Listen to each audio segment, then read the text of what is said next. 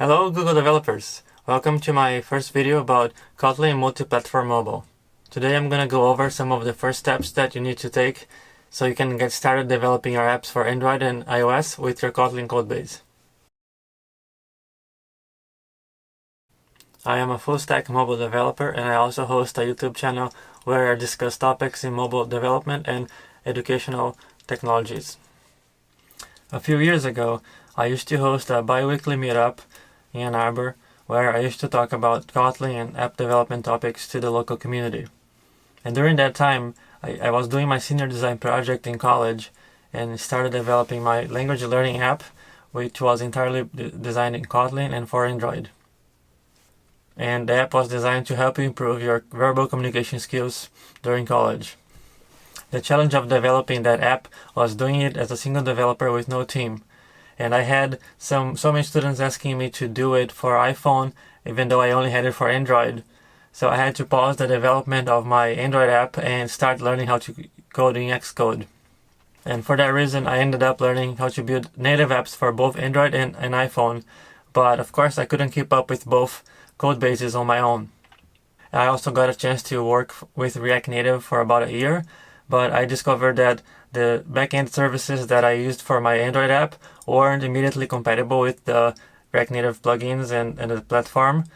So I was so excited to discover that I could potentially integrate my servers with Kotlin multi-platform mobile and also make it available for iPhone. And finally this year I started looking more and more into Kotlin multi-platform so I can really publish a version of my apps from the native version but now into the Kotlin version. The first thing I always like to do before starting a brand new project is to check the minimum API requirements from the Google Play Store, because they change so often that it can't possibly keep up without looking up on the API documentation. Some of the key highlights for starting your first KMM project is to make sure you have the IDE to the latest version, which at this time of this video it's Android Electric EO. You also need to have the KMM plugin set up. From your Android Studio launcher window, you can open the plugins tab. You can just search for MULTI and it's going to show you the Kotlin multi-platform mobile. I think it's on the third row in the search results. And then you have to install that plugin and restart your IDE. And from there you need to start a new project and scroll to the bottom of the templates, and there you find a Kotlin multi-platform app where you can start your own project from scratch. We can use the regular framework for this version of the app.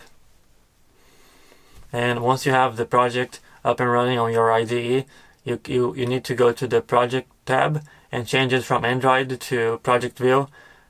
That way you can see the folders for the iOS version.